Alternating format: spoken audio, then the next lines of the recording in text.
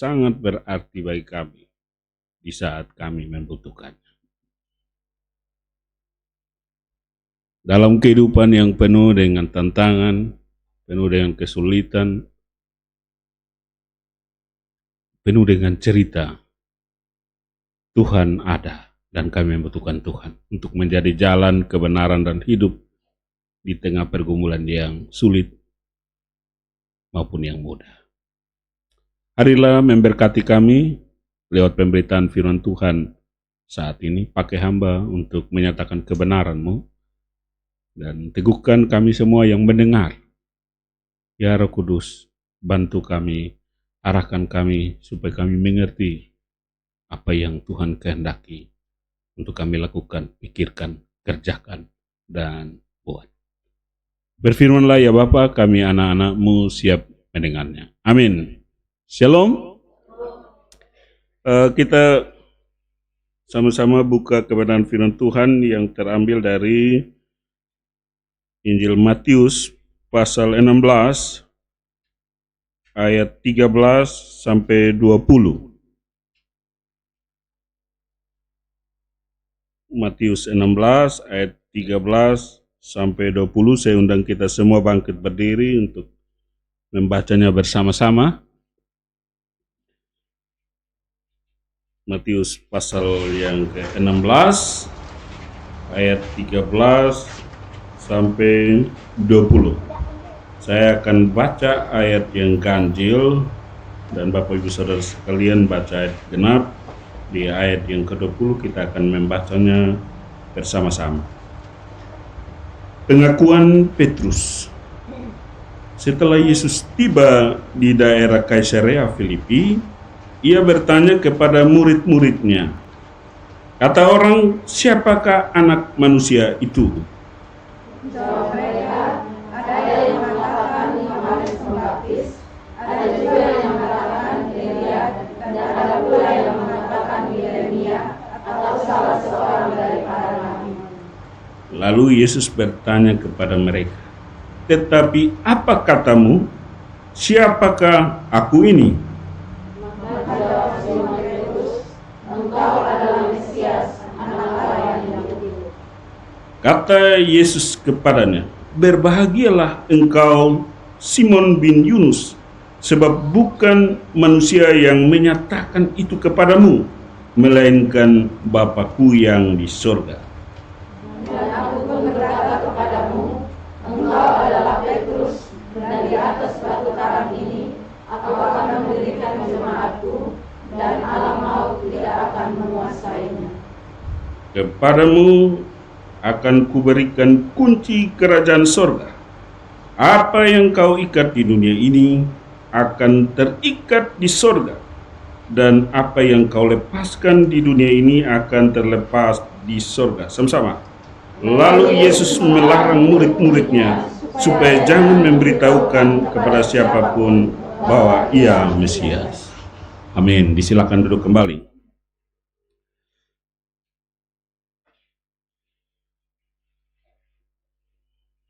Saya memberikan tema dari pembacaan kita, kuasa pengakuan.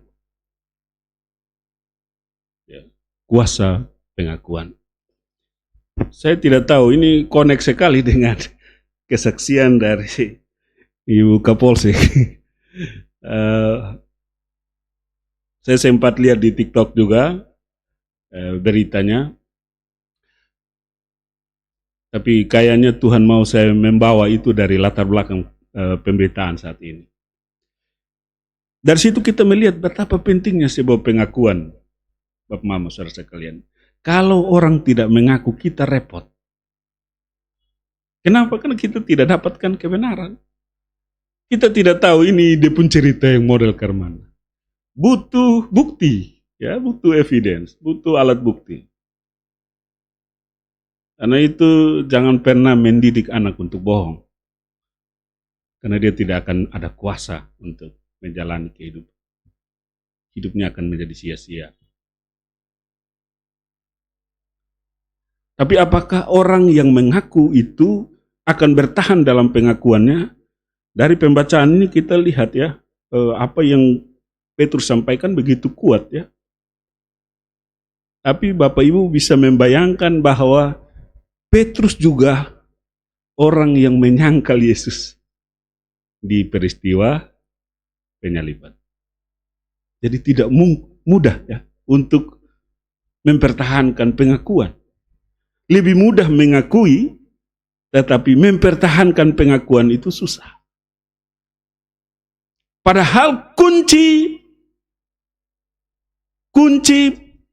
kita menerima kebenaran, kita menerima kehidupan adalah pengakuan. Kita menerima jalan keluar, kuncinya pengakuan.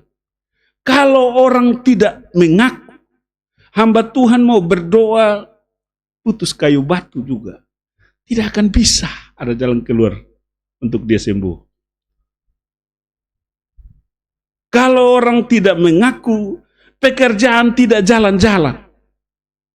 Dan pasti terjadi masalah besar ketika orang tidak mengaku. Karena itu mengaku ini sangat penting. Bapak Mama Saudara sekalian. Dalam relasi kita dengan Allah, tetapi juga relasi kita dengan sesama. Itu idem, sama. Tidak boleh Allah kita mengaku, manusia kita tidak mengaku. Tidak bisa juga. Ada orang bilang, kok besok sampaikan di Tuhan Allah. Tuhan Allah sudah mengerti beta. Lalu, ya lu tidak perlu tahu lah yang sebenarnya. Itu salah Bapak Mama. Karena barang siapa mengaku, ya, barang siapa mengakui aku pun juga akan mengakui dia. Jadi relasi pengakuan dengan sesama itu harus sama persis dengan pengakuan kita kepada Allah. Atau relasi pengakuan kita kepada Allah harus sama persis dengan relasi pengakuan kita dengan sesama. Kalau tidak sama, Bapak Ibu perlu ada pertobatan. Dan itu berarti Bapak Ibu bawa masalah di dalam kehidupan Bapak Ibu sekalian. Ada orang yang gara-gara tidak mengakui, akhirnya dia salah. Akibatnya orang salah menyimpulkan. Akibatnya orang salah menilai. Kita ada di area yang luar biasa. Petrus waktu itu tidak ada masa internet. Tidak ada hoax. Kita bersyukur sekali. Ada tulisan-tulisan dan salah satunya Injil yang kita baca ini. Dan itu dipertahankan sebagai kebenaran karena melewati proses kanonisasi dalam pemahaman teologis. Orang-orang hamba-hamba Tuhan, tokoh-tokoh teologi berkumpul, seleksi ulang baik-baik, cari tahu kebenarannya baik-baik, cari tahu dia pembukti baik-baik, supaya ini ada tidak yang keluar. Kalau keluar, dia tidak boleh masuk dalam kumpulan perjanjian lama dan perjanjian baru. Alkitab yang kita pegang ini, itu hasil dari seleksi yang panjang sekali. Ada konsili-konsili yang dilakukan, dikerjakan supaya kita datang dapat kena pada kebenaran sesungguhnya. Jadi pengakuan akan kebenaran itu harus dipertahankan seumur hidup. Karena dia berdampak kepada bukan saja pada saat kita hidup, tapi juga pada saat kita sudah mati. Kita masih hidup, kita tipu orang, dia akan pegang itu hasil perkataan kita dan dia akan bawa sampai mati dari perkataan kita, meskipun kita sudah bertobat.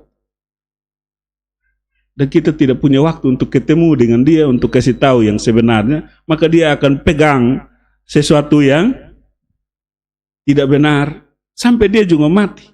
Kalau dia cerita kepada anaknya, kakaknya, adiknya, maka dia, itu cerita yang tidak benar itu akan berlanjut lagi. Dia akan semakin berlipat kali ganda. Tetapi perkataan yang benar itu tidak bisa dipengaruhi kepada subjektivitas perilaku. Itulah sebabnya meskipun Petrus menyangkal Yesus, tapi dia kembali lagi kepada kebenaran. Dia menjadi ketua dari rasul-rasul. Dia tetap mempertahankan, dia kembali kepada kebenaran.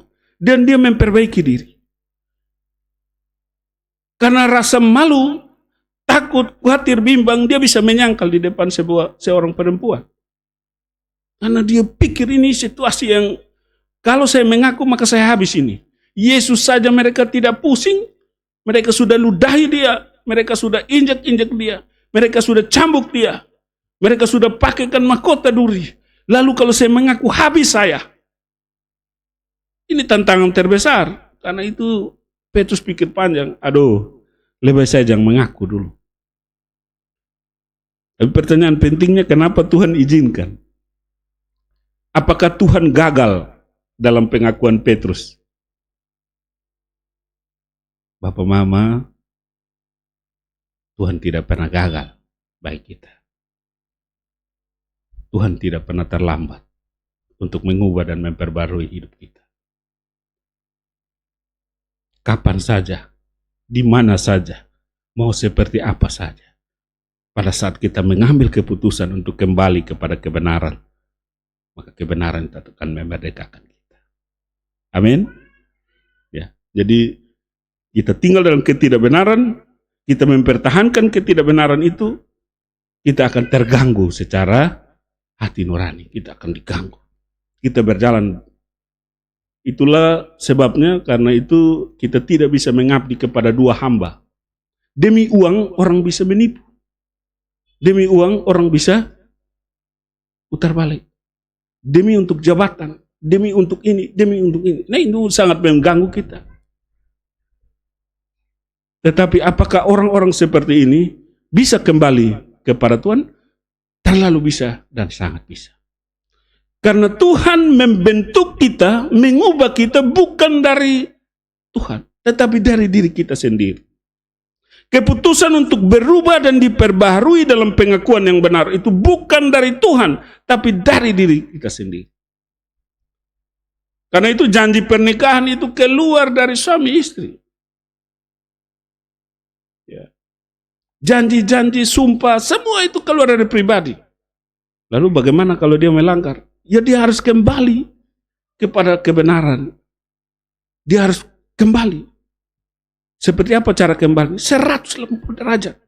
Dia bermetanoia. Dia kembali untuk dipulihkan. Dia kembali untuk diperbaharui. Dia harus kembali. Kalau dia tidak kembali, dia akan hancur. Dia akan gagal. Dia akan rusak. Dia akan selesai. Hidupnya tidak akan jadi berkat. Dia tidak akan menjadi berarti. Kalau Petrus tidak kembali, ketika dia melakukan pengakuan yang luar biasa saat ini, kalau dia menyangkal lalu dia tidak kembali lagi untuk bertemu dengan pembaharuan bersama Yesus, maka gereja-gereja tidak bisa berdiri. Petrus tidak jadi viral, sampai sekarang orang bisa mengkhotbahkan dia, bahkan dia bisa menulis surat, dia bisa melayani di atas batu karang. Janji Tuhan begitu luar biasa. Orang seperti Petrus, seorang nelayan kasar, yang tidak berpendidikan. Mungkin dia berpendidikan dari konsumsi agama Yahudi, tetapi dari latar belakang dia sebagai seorang nelayan, konstruksi dia dalam pendidikan itu lemah. Tapi Tuhan pakai dia, disitasi oleh profesor doktor. Dari generasi ke generasi orang akan terus bilang, perkataan Petrus tetap dipakai untuk dijadikan pegangan. Bahwa orang bisa kembali ke dalam kebenaran. Kebenaran itu, dia tidak hanya berpengaruh pada saat kita hidup, tapi juga pada saat kita sudah mati. Orang akan bilang, dulu bab tua yang almarhum pernah bilang begini. Dan akhirnya terbukti. Jadi hidup kita ini terdiri dari proses cerita. Kita tidak tahu berapa lama kita hidup. Tapi dalam kehidupan kita, seberapa banyak kita ada dalam pengakuan yang benar. Pengakuan yang benar itu bukan hanya soal perkataan, tapi juga soal perbuatan, soal tindakan, soal kelakuan kita dengan orang lain. Karena orang bisa jadi perkataannya, wah bagus sekali, tapi giliran kelakuan tidak sama, tidak connect. Nah itu berarti sia-sia. Orang melayani sampai di mana-mana, dia memberkati banyak orang. Apakah orang dapat berkat, tapi dia tidak dapat apa-apa? Karena dia hanya jadi calo supaya orang naik menuju kerajaan Allah dan dia sebenarnya tertinggal di tempat. Karena dia masih menyimpan bagian-bagian yang belum terselesaikan, belum beres dengan Tuhan. Jadi ketika kita berpikir, berkata-kata untuk melayani Tuhan, kita harus terbuka dengan dia. Bahkan Alkitab mengajarkan kita untuk telanjang, menelanjangi diri kita di hadapan Allah. Membuat diri kita terbuka di hadapan Allah. Ini saya Tuhan. Kalau tidak mampu, mengaku tidak mampu. Kalau kasih tahu kita, Tuhan ya saya tidak mampu berkata-kata, kasih tahu itu dengan Tuhan. Itu bukan sebuah masalah. Jangan mundur. Tuhan, anak-anak muda sering bilang, lusa, beta mau tampil di depan kaki gamatar. Lusa. Ada di sini? Tidak ada ya? Di sini semangat semua. Tapi orang seperti itu, dia tidak mendapatkan hasil dari pengakuannya sendiri. Karena ternyata Tuhan pakai orang-orang yang tidak terlalu hebat-hebat amat. Daud, ada sementara mengembala domba di sana, tidak diperhitungkan oleh kawan-kawan, oleh kakak-kakaknya, oleh bapak mamanya. Tapi Samuel bilang, saya tidak akan makan sebelum itu dia datang. Karena ini Tuhan yang kasih tahu langsung, dia harus datang. Bawa dia. Orang-orang yang melakukan kebenaran, tinggal dalam kebenaran, tidak perlu mempromosikan dirinya. Tidak perlu cari muka. Tidak perlu pamer-pamer. Dia berjalan saja dalam kebenaran. Mungkin dia ditolak, dia dianggap remeh, dia difitnah, dia dianiaya, dia dianggap tidak laku. Tetapi ingat, bagi dia ada kunci kerajaan Allah. Mari kita masuk lebih serius untuk melihat kebenaran firman Tuhan ini. Setelah Yesus tiba di daerah Kaisarea Filipi, ia bertanya kepada murid-muridnya, kata orang, siapakah anak manusia itu? Dimulai dari konteks mau cari tahu nih, siapakah anak manusia itu?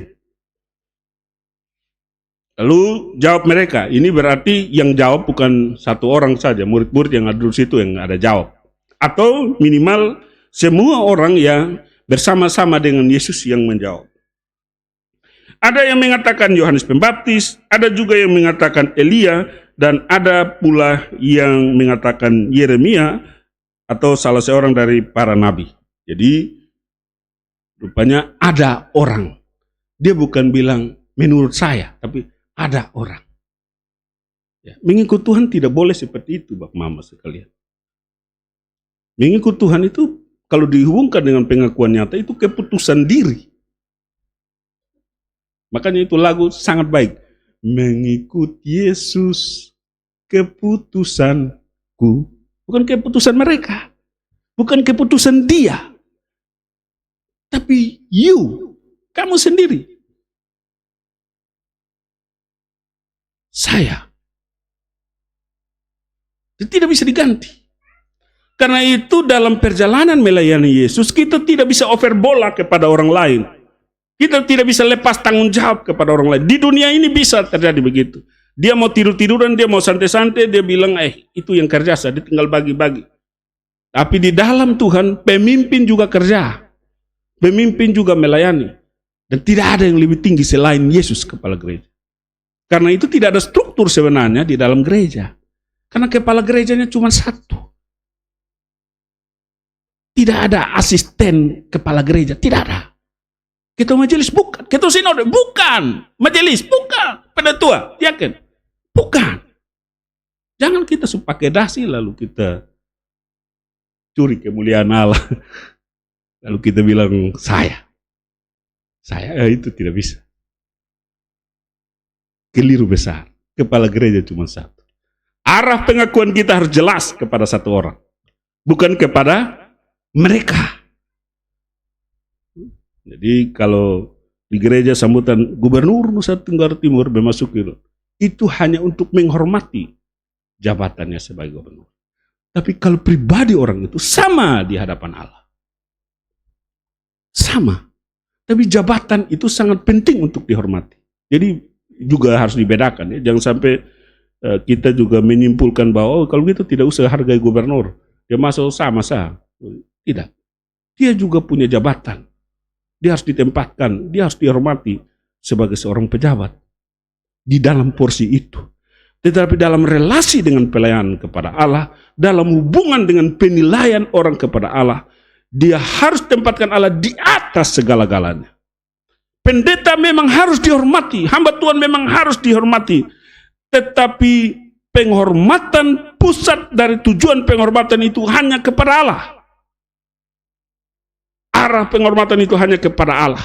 Karena itu hambanya harus dihormati.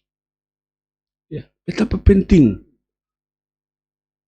langkah dari penghormatan kepada Allah. Jadi jangan kata orang, Bapak Mama saudara sekalian, tapi kata saya siapa?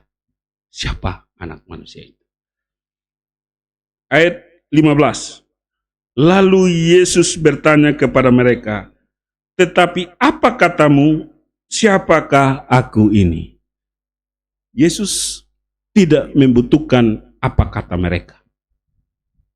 Karena itu sesuatu yang abstrak. Yesus membutuhkan sesuatu yang nyata. Yesus ingin orang-orang yang duduk di sampingnya, yang bersekutu dengan dia, mengkonfirmasi kehadiran mereka sebagai milik kepunyaan Allah. Punya pemahaman yang jelas tentang siapa Allah. Tidak datang hanya untuk ikut-ikutan kata mereka. Saya datang ini karena itu, karena sana, karena ini. Bukan. Saya datang karena Tuhan. Karena saya tahu siapa Tuhan itu. Setiap kali kita beribadah, konfirmasi Yesus bagi kita selalu ada. Kita duduk berdoa, konfirmasi Yesus selalu ada. Kita main musik, kita pimpin pujian, kita berkhotbah, kita menyanyi, kita beribadah, bersekutu, tahapan-tahapan yang kita lewati ini, konfirmasinya jelas siapa Yesus. Antara kita dengan Tuhan.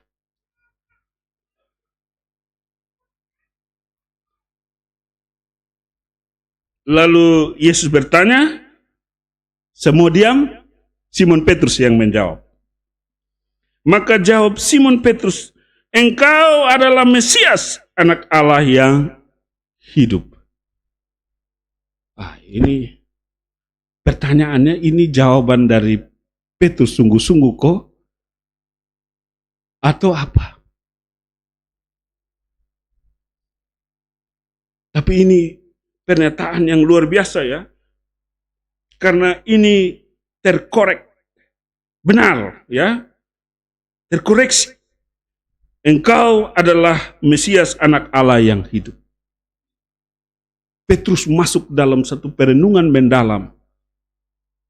Dia mulai lebih tenang, dia melihat ternyata Yesus mau saya omong siapa Yesus dari hati saya yang terdalam. Saya harus mengkonfirmasi panggilan saya tentang siapa Yesus.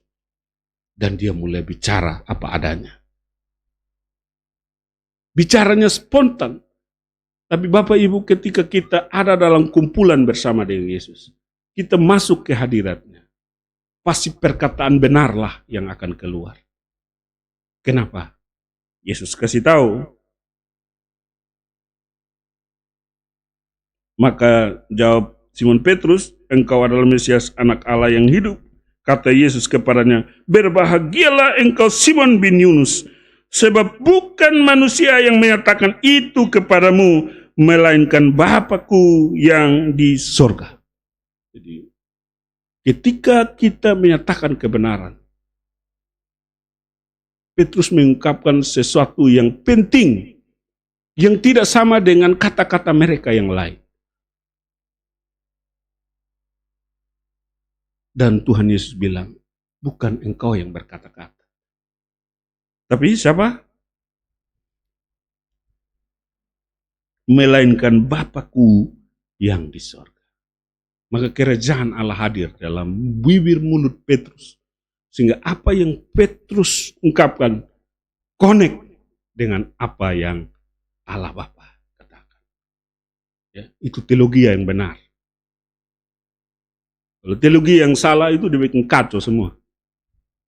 Karena dia tidak memperhatikan apa yang Allah katakan kepada manusia. Dia hanya memperhatikan apa yang dia katakan kepada Allah. Akhirnya masing-masing mulai tafsir sendiri-sendiri, lalu bikin kacau jemaat. Ya kan ajaran-ajaran sesat itu muncul karena orang tidak melihat perkataan Allah. Dia hanya melihat perkataannya sendiri. Karena dia sudah jadi pemimpin yang berpengaruh, lalu dia mulai membangun perkataannya sendiri. Pengakuannya keluar jalur, keluar dari kebenaran yang sebenar. Karena itu orang harus benar-benar dulu tenang, menggumuli kehadiran Allah di dalam dirinya. Dan dia harus yakin betul bahwa bukan dia yang menyatakan itu, karena Allah sendiri yang menyatakannya kepadanya. Kenapa bisa terjadi begitu? Karena penyelamatan manusia itu bukan tindakan manusia kepada Allah, tapi Allah yang turun kepada manusia. Karena begitu besar kasih Allah akan dunia ini, sehingga dia mengaruniakan anaknya yang tunggal. Berarti kreasi, rencana, planning itu dari Allah baru kepada manusia. Jangan dibalik manusia kepada Allah. Hanya karena kita sudah mendapatkan puji-pujian.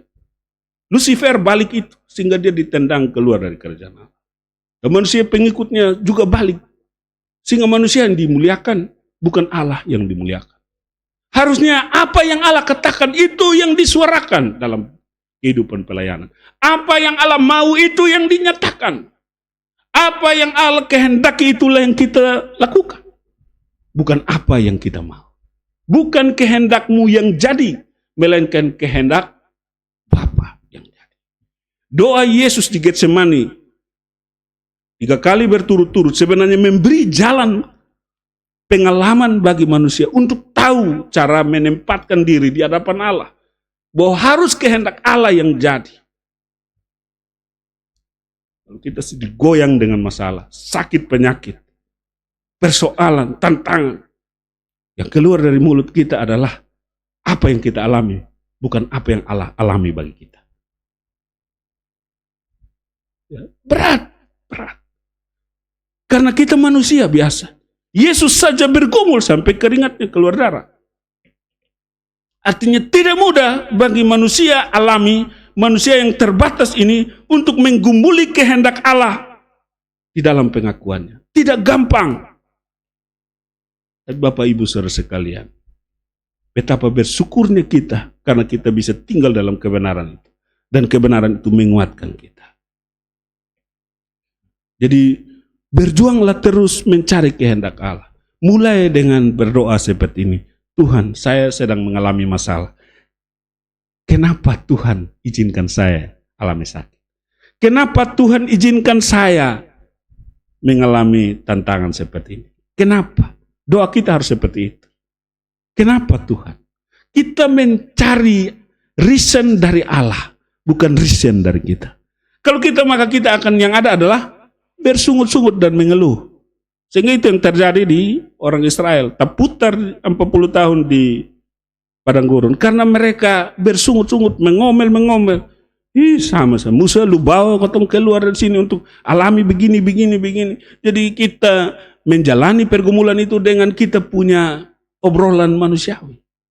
Tapi kita harus bertanya, Tuhan, kenapa Tuhan izinkan saya bertemu dengan masalah ini? Karena tidak ada yang terjadi bagi kita tanpa rencana Tuhan.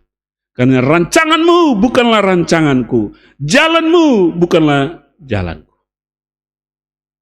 Ya, Ibu Kapolsek bilang, kenapa saya harus alami begini? Tuhan bilang tidak. Alami seperti ini supaya membuktikan penyertaan Tuhan dalam masa kepemimpinan. Amin. Ya.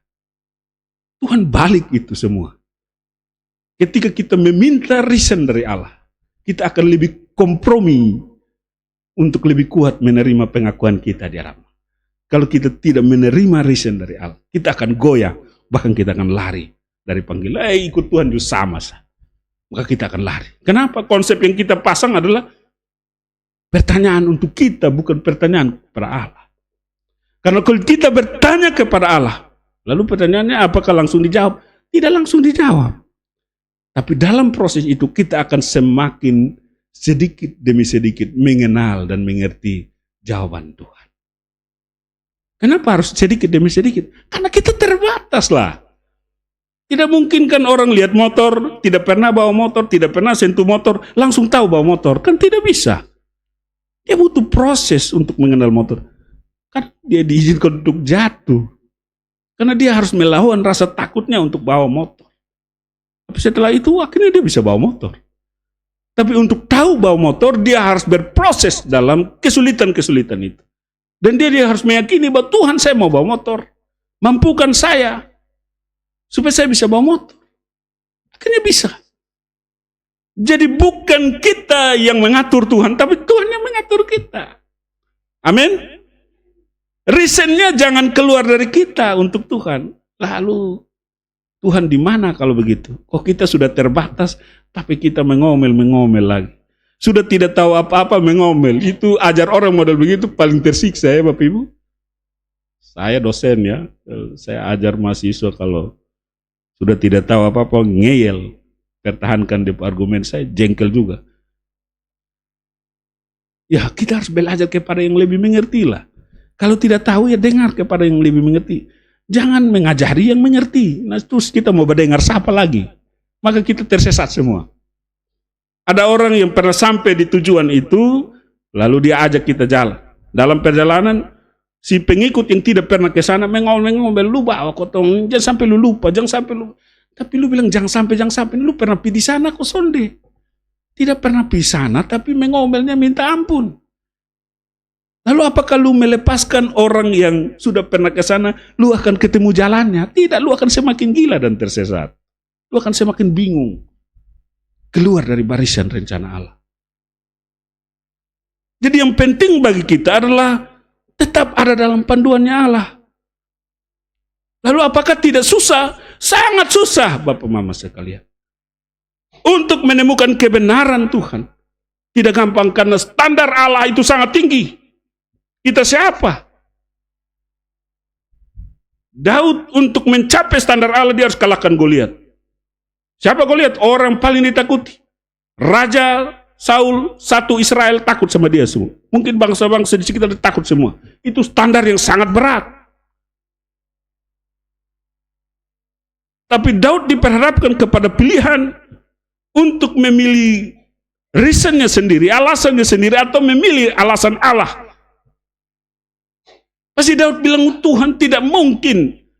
Tuhan bawa saya berhadapan dengan orang tanpa kuasa Tuhan menyertai saya. Pasti bisa saya lewati, saya bisa kalahkan dia. Tapi apa yang saya bawa Tuhan? Aduh. Saul ragu-ragu kasih pakai dia pakaian perang. Pakaian perang saya jalan sempoyongan tidak kuat tanggung. Nah bagaimana mau lawan raksasa?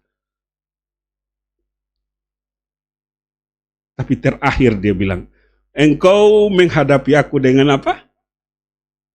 Pedang, tombak, pentungan. Tapi aku menghadapi engkau dengan nama Allah. Pada saat itulah teologi yang sebenarnya Bapak Ibu.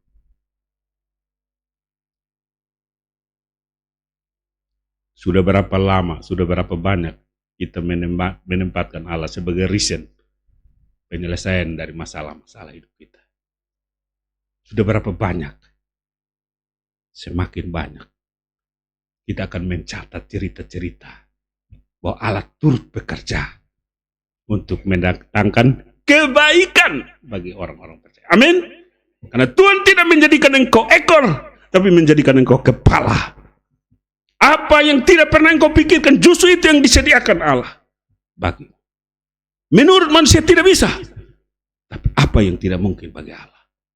Kalau Allah menghendakinya dan dia membuka pintu, tidak ada yang bisa menutupnya. Kalau dia menutup pintu, tidak ada yang bisa membukanya. Karena dia kunci jawaban. Semua isi soal. Tapi kan dia harus tahu kunci jawabannya apa. Kalau dia jalan tidak pakai kunci yang benar, maka dia pakai semua kunci yang ada dunia ini untuk membuka satu pintu. Tidak akan bisa masuk. Terakhir dia bikin rusak saja itu pintu. Karena itu kita butuh ketenangan untuk menerima kunci kerajaan surgawi.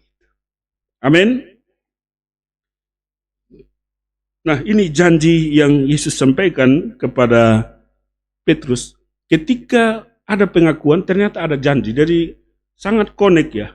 Tuhan tidak pernah mempermainkan kita. Atau Tuhan tidak pernah tidak menghitung komitmen pengakuan kita. Pengakuan anak-anak Tuhan yang keluar dari ketulusan, yang keluar dari kejujuran, yang keluar dari hati yang dalam untuk Dia, menempatkan Tuhan sebagai jawaban di atas segala pergumulan kita. Tuhan tidak pernah abaikan. Amin. Karena itu ayat 18. Dan aku pun berkata kepadamu, engkau adalah Petrus, dan di atas batu karang ini aku akan mendirikan jemaatku, dan alam maut tidak akan menguasainya. Kepadamu akan kuberikan kunci kerajaan sorga. Apa yang kau ikat di dunia ini akan terikat di sorga, dan apa yang kau lepaskan di dunia ini akan terlepas di sorga. Itulah kunci kerajaan Allah. Janji Tuhan menyertai kehidupan kita. Kita tidak sendiri. Oh Tuhan, saya mengalami sakit, saya mengalami pencobaan. Cobalah pergi ke hamba-hamba Tuhan yang sudah tua, lalu ajak bercerita. Dia akan cerita banyak hal tentang penyertaan Tuhan sepanjang dia punya kehidupan. Dan itu tidak ada habis-habis, tidak cukup satu hari. Kalau kita tanya di Opa pun pengalaman dengan Tuhan seperti apa? Opa cerita sampai kita capek dengar.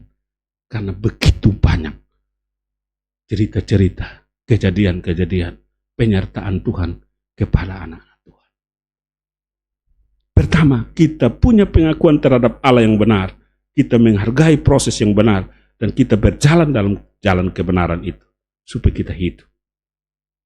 Tapi kalau kita tidak menghormati prosesnya, kita mungkin bisa menjadi pejabat.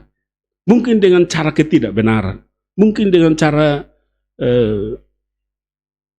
menjual diri. Menjual kita punya kehormatan. Menjual kita punya potensi-potensi yang ada. Demi untuk jabatan. Tapi ujungnya menuju maut. Lebih baik kita berjalan dalam kehendak Tuhan. Jatuh bangun, susah sekali. Tapi kesusahan itu tidak mengecewakan. Tuhan bawa kita dalam pengalaman iman. Dan cerita hidup Petrus dalam pengakuan itu terus berlangsung dan sampai sekarang kita masih belajar untuk merenungkannya. Tidak akan pernah habis cerita orang-orang yang hidup di dalam pengalaman bersama dengan Tuhan. Alkitab ini berisi cerita-cerita orang bergumul dengan Tuhan, menemukan Tuhan, dan mengutamakan Tuhan. Mereka bukan orang-orang hebat, mereka bukan orang-orang dahsyat di dunia ini. Tapi mereka dihebatkan Tuhan, mereka didahsyatkan Tuhan.